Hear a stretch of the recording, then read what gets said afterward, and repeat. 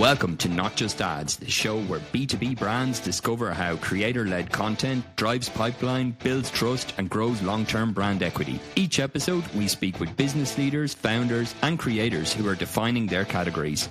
I'm your host, Marcus Sherwin, and this is the creator economy for B2B.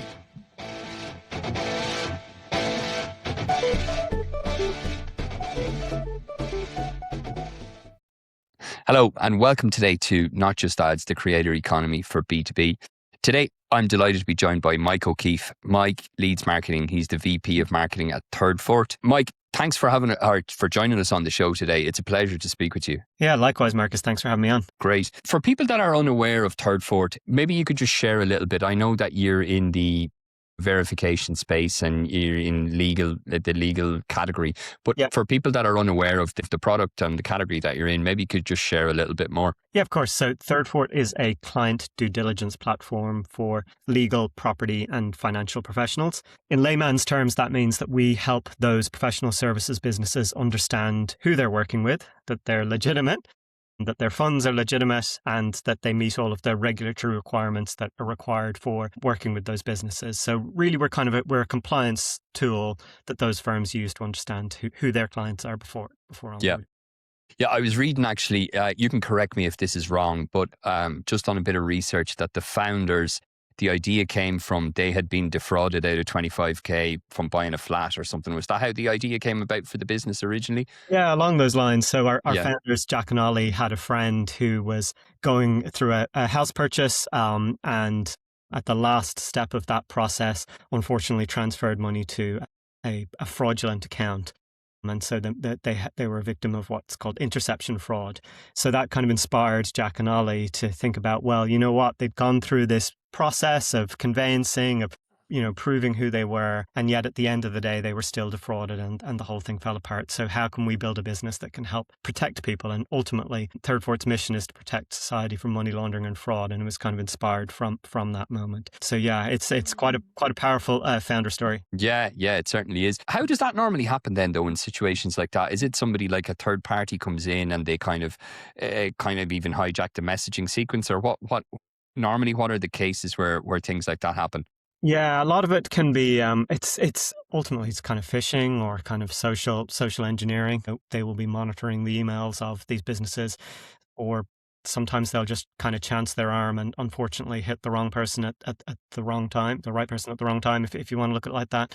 You got to remember, buying a house or, a massive property transaction, it's one of the most stressful things you'll do in your life. Yeah. And that moment where you're transferring a large amount of money is probably the most stressful moment. And it's kind of, unfortunately, the opportunist that comes in and scams someone at that time. So yeah, I mean, that's kind of how Thirdfort was started. But really, we're focused on helping our clients understand who their clients are, and making sure that process, that trust is set up right from the offset. And it's a big reason why everything that we do at Thirdfort is through an app. So we kind of avoid using emails, so you're not sending identity documents over email, which can be easily intercepted. Yeah. So how does it work then? You partner with legal firms, is it? What's the business model? Yeah, so our customers are primarily legal and property businesses. And so what we do is if you've ever onboarded with maybe a large digital bank like Revolut, for example, you might remember going through this process where you had to provide your passport. Yeah. You had to, do a bit of a face scan. We effectively allow these legal businesses to have that same technology through our app so that they can onboard people much like, Monzo or Revolut onboard people as well. So that's that first step. We also then offer other services where in order to buy a house, you have to prove that the money that you've got is not laundered money. Sure. So we have a solution that kind of will connect to people's bank accounts through open banking. And we'll read bank statements using AI as well to make sure that all of those funds are legitimate and that ultimately our clients, those law firms and those professional services businesses, aren't inadvertently laundering money. Yeah. And I guess it speeds up the transaction process as well.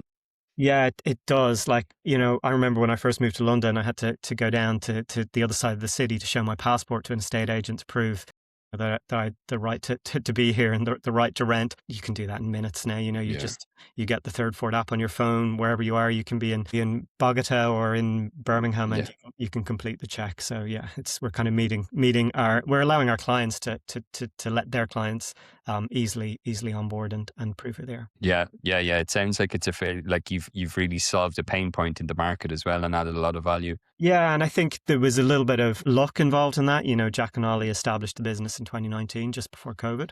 Everyone said that, the regulators will never accept digital ID. You'll never be able to do this. And it turned out that the regulator was very open to this innovation. Yeah.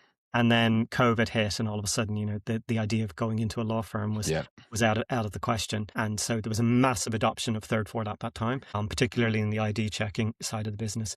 And since then, we've gone from strength to strength. So kind of starting with that initial ID piece, and then the rest of the client due diligence process, whether that's onboarding people or businesses as well, which is another part of our business. Yeah. So how does it work then from the business lines? Like, does the app sit on the infrastructure of the business, or is it like a white label solution you give them and they kind of take your technology and integrate it into their own systems and workflows and stuff? Or is it different? Yeah, it's kind of different. So what we actually do is we ask consumers, the end consumers or businesses, to download the Thirdfort app onto their mobile device. And then we allow our clients, our professional services clients that we work directly with, to have access to a portal that they use. And the reason that we have a Thirdfort app is that trust element. So a lot of people, when you're buying a house, you'll work with an estate agency. They need to do these checks. You'll work with the conveyancer or a law firm who need to do these checks. A couple of months later, you might be working with a wealth advisor if you're so lucky, or your business, you might need an accountant. They will do these checks as well. So by having that Thirdfort app, we can allow the consumer to be familiar with that process and just go through that same process, or ideally using another product that we've launched called Secure Share. They don't even have to reprovide that information. It can just be shared across. Gotcha. So once it's shared, once they can access it then, or you can kind of give them the ability to access it so it doesn't need to be repeated. Exactly, yeah. Yeah, makes a lot of sense. Then from a marketing standpoint then, so it's your marketing, I guess it's kind of B2B and B2C as well? Yeah, it is. It's primarily B2B at the end of the day. Our clients are those professional services businesses. But of course, we have to build that trust and reputation with our consumers that they're comfortable using the app as well. Yeah. How do you look at that then, though, in terms of when it's B2B? Are you looking at I know that it's predominantly an app. I see that from the research, you've more than 3 million downloads now on the app. Would that be right? Yeah. So it's a sizable amount, which is congratulations. When you look at that then in terms of a marketing standpoint and the trust piece, what are kind of the things that you look at in terms of, say, metrics and stuff when you're reporting? Is it I know app downloads is obviously key, but what are any of the other leading metrics that you may consider as well to see if you're on the right track with certain initiatives? Yeah, I suppose from the consumer point of view, we're kind of lucky, because if you have a solicitor and they say that, I need you to do this, chances are you're going to do it. Yeah. They say, I need you to download this app. Yeah. You're going to download that app. Yeah. So what we actually look at more importantly in Thirdfort is, once those consumers have downloaded that app, are they completing the checks? Are they getting through that process? And actually a big selling point for Thirdfort is we have a team of about 20 or 30 people based in Manchester in the UK. Yep. Our support team, who will actually help end users complete those checks. Big pain point if you're a law firm and you're onboarding thousands of clients, you're a conveyancing firm, thousands of clients a month. You don't want to be dealing with my passport's out of date, or I don't have that bank statement. So we have a team that will help with all of that back and forth. And then we'll only charge our end clients based on those completed checks. So it's in our interest to make sure those checks are completed. So really what we're trying to do is optimize that consumer journey, make it as easy as possible, as smooth as possible, so that people are completing checks. And that's what we report on, is that completion rate. Gotcha. So in a way, it's like a kind of a converted user. Once you have the completed check, that's kind of like a converted user, so to say. That's how you would measure it. Let's say if we were looking at this is a comparison to e-commerce or something like that. Yeah, absolutely. It's a good way of looking at it. Yeah, it's kind of how many checks are being completed and at what rate, and also the time that it's taking as well. And so we put a lot of money into it, making sure that UX and that UI and that support team that I talked about is as slick as possible. I suppose from the marketing perspective as well, it's about making sure that when people go onto thirdfort.com that the information's correct, that we're a legitimate brand, that you're sharing your most sensitive personal information, we want to make sure that we're credible and showing up in the right place. But yeah. my team's perspective, we're almost entirely targeted on bringing in new businesses, B2B. Yeah. When you look at new business for B2B, then like, what do you find is working well for you? Even stuff that you've tried that hasn't worked well, or like what are you seeing in B2B? Because it's constantly changing and there's trends, but I guess the fundamentals are similar, like depending on the business, of course. Yeah. Strangely enough, webinars are currently our most successful tactic. And if you'd asked me that in 2020 or 2019, would we still be doing webinars? I probably would have laughed at you. But no, seriously, like that's our most highest performing channel at the moment, is through webinars. We've kind of moved to that traditional inbound approach. So we have some great internal spokespeople who create amazing content, publish that content, whether that's on the web or on LinkedIn, make sure that we're getting that out there, that we're in. Like, ultimately, we're trying to be where our clients or our prospective clients and prospects are hanging out, and that we're educating them. So when they enter the buying cycle, that Thirdfort's one of the first businesses they think of. And lo and behold, that's how they come across. So to answer your initial question, most successful tactic at the moment, webinars, but ultimately it's very much driving an inbound. Yeah, it's an interesting one because I think there's a lot of, I would say, fragmentation in B2B of like the traditional thing of SaaS. It's like webinars don't work, gated content doesn't work. But if you talk to someone in marketing that's in biopharma or in life sciences or something like this, they're actually like, no, white papers work really well because we partner with someone that's like very well known on their research, and it does work because people give their email for that. But if you just hear the noise of like kind of the SaaS narrative at the moment, it's like, no, gated content doesn't work, nor does webinars.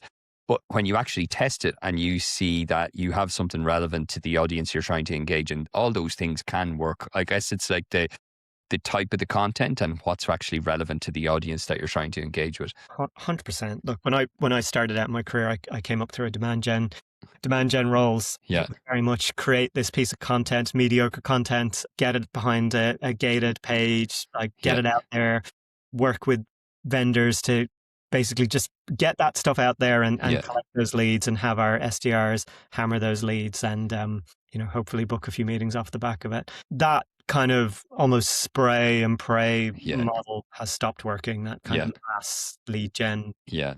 Unfortunately, it was very easy to measure, very easy to track, but wasn't great for the end user.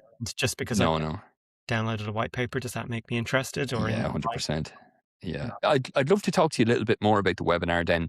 So like, what do you, and I saw you posted recently on LinkedIn as well. I think did you say you had over 1,000 registrations or something so far with a webinar series that you do? No? Yeah. So over the past quarter, we actually had just under 4,000 registrations. Yeah, so that's huge. Even if you compare that to like even doing a LinkedIn Live for any company, that's a huge attendance. So how do you look at that then in terms of, do you do a cadence or do you base it on a topic, and what's normally the setup that you look at to kind of build that kind of a registration amount of people registering? Yeah, I think it's a little bit of one, quality of content.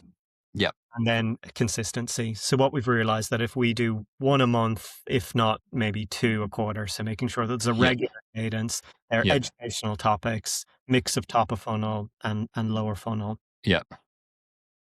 And that constant drumbeat, you tend to get the registrations kind of ramping up off the back of that. And there's a momentum that builds. So when I first joined Thirdfort, a lot of our webinars were those educational, like regulations are changing. Yeah. Here's what you need to know.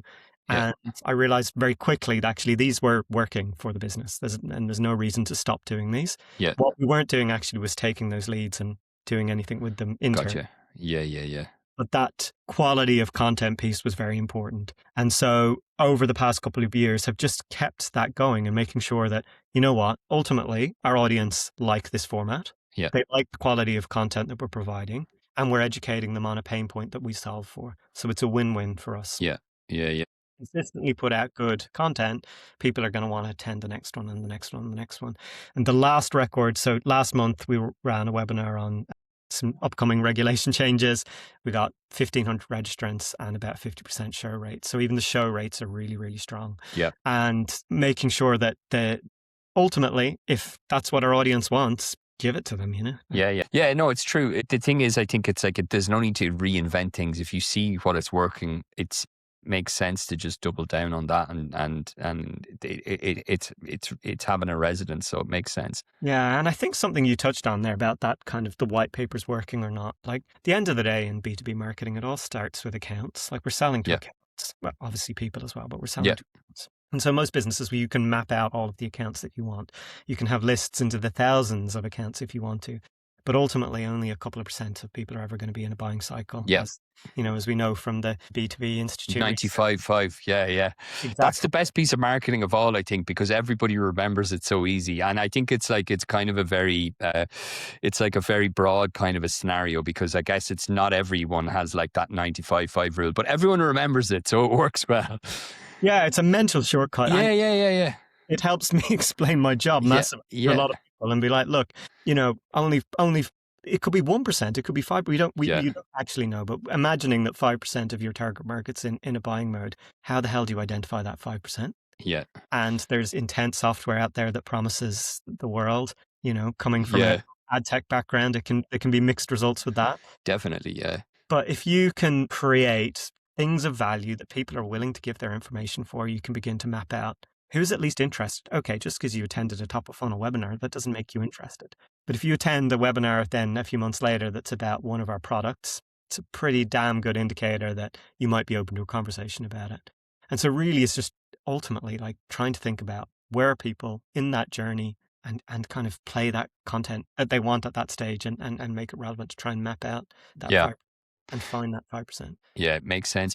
When you look then at like kind of, you mentioned about topics and the quality of content, do you I'm guessing that you don't really think about that in terms of like kind of, okay, keywords or anything. It's more like, okay, what do we see in regulation? What's changing and what's top of mind, whether it's AI regulation, whether it's verification regulation, whatever the topics may be. And you kind of link them then with like, say, industry research and just say, okay, does this make sense based on a narrative? It's never really looking at like, are there people searching for this? It's more like, what are the challenges, or is it a bit of both? It's a little bit of both. So we'll look at like, what are people looking for? What are people telling us? Even on sales calls, we'll listen and see what are we hearing from the market. That helps us set topics that we might write about or do a webinar about. And in many cases, we'll write a blog post first and see, does it get a bit of traction? Or we'll do a LinkedIn post and see, does it get traction? Yep. And so it's a bit of column A and a bit of column B. But what we've really tried not to do is write content for SEO or G. Yeah. Write good quality content. Yeah. Produce good quality content and actually try and provide stuff that people want to consume. Yep. Like there is so much stuff out there, and with AI, it's easier than ever. Yeah, definitely. Yeah. Like, it's hard. So how do you stand out? You've got to stand out through quality. Yeah. Ultimately give people what they want. Yeah. So let's say the webinar then, so you have like 1,500 people or so. What do you do then, like normally next then? Is it something that you might have like a kind of a fairly informal kind of follow-up of like those that didn't attend can look at the replay, and then will you have something whereby you'll try and like put them into a sequence, or what's normally the next step after that? Yeah, we've tried a couple of different iterations on this, kind of very respectful of our audience that we've built up as well, and making sure that, if we consistently provide that good content, they'll eventually come to us.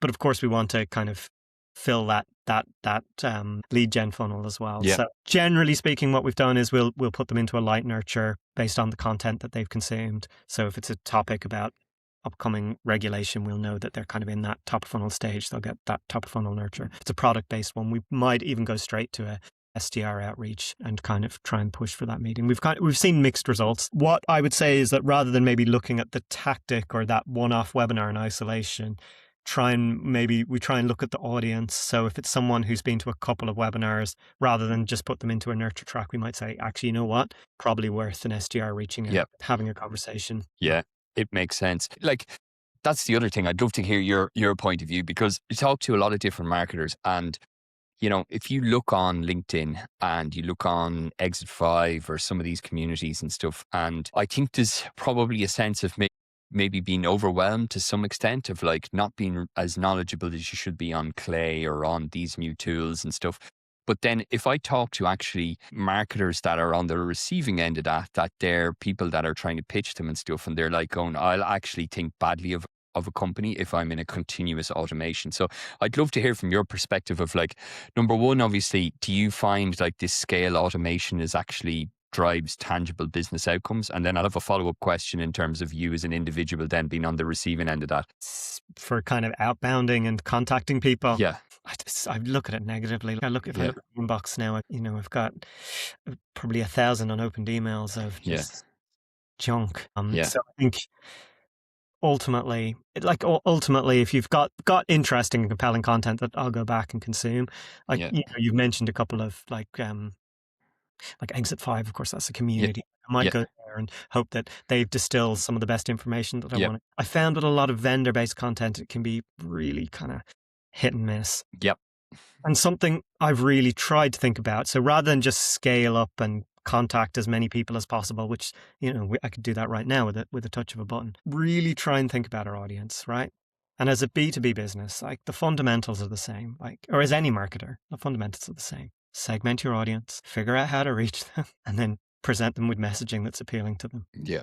That last piece is obviously quite hard. But again, as a fundamental rule of B2B marketing, the people you're selling to, they're not using their own money. It's not a personal transaction, but yet it's a hugely emotive transaction. You buy the right B2B software, you can be promoted. Career. Flip side, you lose your job, right? Yeah. So how do we make sure that as a business, we're putting, from the very first interaction they are putting trust in us. They're trusting their livelihood in Thirdfort, in what we're doing. And I think that goes back to content. So if we're creating content that helps people do their jobs better, that sets us up as a business that will help them do their jobs better, that will help them get promoted, that will make them look good internally. And even more so, if we can actually get our clients to do that for us, or people that love using our product to do that for us, even better. Yeah. It's one thing me joining a webinar and saying, hey, Thirdfort's great. So what? No one's going to believe me. But if I get one of my clients on talking about how, they had this problem that they tried to overcome, and it just so happens that Thirdfort is the solution. Like that's gold dust. So I suppose to answer that automation question, if that helps scale up that level of interaction and engagement and quality, great. If not, you're just creating a spam engine, aren't you? Yeah. It's like, I kind of see it from, I suppose there's two perspectives. The one I can kind of see is like, if you have a segment that you're in and there's a huge amount of TAM and you want to try and kind of put like the initial thing out there and see if you get any signals back or anything like that, it can be useful. But I think the more senior you go, the more about the relationship. I think if you are representing a brand and then they're in a sequence and they're getting constant emails, it's a difficult one. I think then if you're meeting them face to face and they've been barraged with some sequences and everything like that, I think the challenge as well is that not a lot of people talk about it from both sides. I think one side is like everything can be automated with AI and the uplift and you see all these things, but there's not really the other argument actually saying, like what you mentioned about the segmentation of your audience and making sure that, you have that in mind, that it is a very risky decision, but that you're conscious of that as when you're trying to work with them as well. So I think there's definitely two sides to the argument, but it does come back to the fundamentals really at the end of the day, isn't it? It's like you're trying to help them solve a problem in the most trustful and efficient way possible and adding value, of course, as well. Yeah, absolutely. And look, I've been, obviously there's the AI buzz at the moment, but, from the beginning of my career, I've been using marketing automation tools, using Marketo in the early days. And you can automate so much, it's amazing. And it's got even better in terms of automating those processes. But ultimately, what are we trying to do as marketers? We're trying to get people's attention. We're trying to put our businesses top of mind so that when they are in that buying cycle, that we're one of the first choices that they have, and then ultimately driving engagement and revenue and all of that good stuff afterwards. But it's going to be really hard if you kind of, what keeps me up at night is if we maybe automate ourselves out of existence. Yeah. That's another question actually now. And this has just came to me. I think it was an article yesterday and it was Sam Altman and he was saying like, there's going to be I can't remember exactly the way he termed it, but I'm going to paraphrase him, but he was just going to say that there's going to be a real crisis for GBUs now. And that if you're a large company, you really should try and hedge it so that you have enough supply of GBUs over the next 18 months and so on. And then it got me thinking, and I was kind of thinking like, If you're in an organization, and just this is a hypothetical question, but do you think like if AI automation, let's say ChatGPT, Cloud, these kind of things, let's say in the next 6 months, they say, look, this is actually getting too expensive because of the GPUs. Do you think as a marketer, your business would still function as well as effectively? Or do you think there's any that has been so ingrained in the workflows and stuff that there would be a constraint there that would prevent you? It's only a hypothetical question. I was just kind of curious. And sorry for putting you on the spot as well. It's a great question. I think we've become quite reliant on it. It probably wouldn't be easy if that cost of that went up. It's inevitably going to go up though, isn't it? We're currently paying below odds. Like these businesses aren't making a profit or anything. No, exactly. And they need to as well with the amount of money that they've raised and everything. 100%. So that is coming. And I suppose like anything, you figure out like what are the actual use cases that you need to use this for. But frankly, like going back to the fundamentals of marketing, like if you can try and figure out where's your audience at and engage them and be where they are, then I don't think it will really affect us. But yeah, it might be a little bit harder to create content at scale or run some of the automations in the background for sure. But we would survive. And I think it's interesting, you talk about Sam Altman, like talk about AI replacing marketers. Well, like Sam Altman is marketer supremo. Like he is on every single podcast that you can imagine. He's all over YouTube. He's literally everywhere. He's everywhere where his audience is. He is a marketer as much as anything else. 100%. So I think he gets it. The fundamentals of finding your audience, figuring out where they are. 100%. It's the distribution piece, really, isn't it? It's like they know that they need to be out there talking about, like making things of how we're all going to be replaced and everything, and it continues to get people's attention. Yeah, it's a great hook, isn't it? Yeah, for sure. One of the things you touched on, Mike, as well, was around thought leadership, and you have a lot of people in the company as well that are very big on that. And what do you think in terms of like even partnering with subject matter experts, even having thought leaders within the organization? Like, how does that work from a marketing function as a business driver for you? Yeah, I mean, it's a huge part of our success and a huge part of that inbound motion I talked about earlier. We are very lucky internally to have someone on our team called Harriet, who's an AML expert.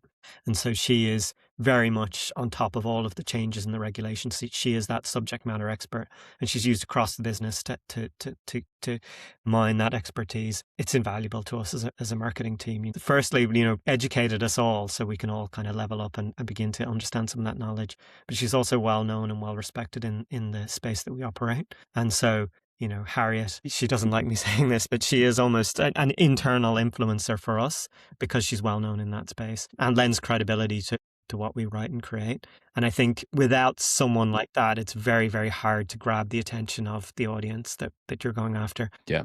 I'm sure there's tons of people I could name out there who are in the marketing space that have, if you're a B2B marketer in the marketing space, you are the subject matter expert. It's quite easy to be out there talking, creating content because you are your audience in many ways. But if you're not so lucky as to work in the marketing space as a marketer, you have to rely on others to do that for you, whether that's an internal expert, whether that is some of your engineers or product people who are in the business, your CEO, founders, another really powerful voice for us.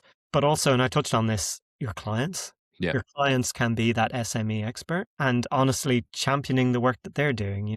We sell to heads of compliance, and there's a lot of stereotypes around that job function, unfortunately, can make their lives quite difficult internally. They're often seen as policing the businesses that they work, but they have a hugely important role, hugely important function. And at Thirdfort, we talk about protecting society from money laundering and fraud. Well, without those heads of compliance, our mission wouldn't be fulfilled. It's those people out in the front line that are doing that work. So I'm really passionate about championing those people, highlighting their stories, highlighting the pain points that they've uncovered. As I said, it just so happens that Thirdfort helps them overcome that. We're not the sole reason for their success, but if we can be a small part of it, I think that's huge. So yeah, I think without those subject matter experts, you're just going to have zero credibility, and you may as well just get Claude to write you a blog post and slap it on the webpage. Yeah. And people see through that then a mile away, like the credibility piece and trust, especially in the industry that you're in, is key. You have to have humility as well and understand, like, I don't know, like just as much as anyone else knows about what anyone else is doing. Like you have to understand that like have respect for your audience, give them what they want, but also have an educated voice on it. Yeah, definitely. Mike, from your perspective then with B2B and some of the trends that you see in the future, then where do you see, like, thought leadership is obviously going to be something that's going to be key. And it's not a trend. It's really somebody that has a subject matter expertise and credibility and knowledge that's unique to the point of view that they have. Regardless of AI, I think there's always going to be an appetite for that, and that's always going to be a need for an organization. But do you see there's any other trends or anything like that? We talked about AI, but anything else where you see that's going to have a kind of an emergence now over the next, I don't know, say 6 to 18 months to 24 months in B2B from what you're seeing? Yeah, so there's a couple of things I'm excited about. One thing that we've started to do at Thirdfort is we have a tool that analyzes all of our calls, all of our client calls, and what that is actually allowing us to do is to get very, very deep insights into what are the conversations our sales teams are having, the objections they're trying to overcome, the issues they're coming up against. Really, really powerful for content creation, really powerful for our product marketers to help with our messaging and our positioning. I think that's a really exciting and very tangible use of AI. And that's something that I'm hugely passionate about. The other use case I'm passionate about is, I talked about trying to figure out that market mapping and which accounts are engaging and which accounts are not. AI is making that really, really much more effective and easier than ever before. So they're kind of two things that I'm excited about right now and we're actually doing right now. I suppose the trends that kind of maybe concern me a little bit more are more around what we talked about of that, automation of spam, of, if there's even more content, the cost of creating stuff diminishes. Do we begin to burn people's attention? I'm already finding that if someone sends me an AI message and I get the slightest hint of AI, my brain just goes, no. And I can guarantee you that there's millions and billions of other people out there who are going to have that same response. So how do we stay ahead of that? How do we, stand out? And I think we talked about subject matter expertise, authenticity, people that know what they're talking about. But sadly, I think a lot of it's going to be about in-person events, maybe even like phone calls with real people. I think in many ways, we're going to go back to some of the older, more tried and tested tactics that just will stand out in the age of AI and automation because they will be the things that will be harder to do. Yeah, I totally agree. I was speaking to someone recently and they were talking about something really simple about when an RFP lands an expansion, and what they were saying was they just bring the client in and they kind of show them like some of the product suite that is not on the RFP and just show them how it works. And then they have a 90-day to see if the opportunity expands, it's attributed to marketing. If it doesn't and the RFP continues, then it's not attributed to marketing. But it's really simple, but it works well because it's an in-person event and they get to have an experience and so on. So I totally agree with you. I think these in-person events, that can be something that's unique or even just a forum where you're bringing people together that have similar problems, but they're maybe not direct competitors. These kind of things I think are really, really useful to giving more knowledge to people in the sector or the category that you operate in. 100%, yeah. And I mean, it's something different, isn't it? And you stand out, which is what we're trying to do. Yeah, exactly. Definitely.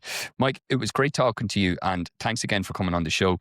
If anyone wants to find you or hear more about Thirdfort, where are you most active and where can they see your content? Yeah, of course. So Thirdfort, obviously thirdfort.com, best place to go. We're very active on LinkedIn as well. And likewise, if anyone wants to reach out or get in touch with me, LinkedIn is probably the best bet. Great. Perfect. We'll put your LinkedIn on the show notes as well, and Thirdfort as well.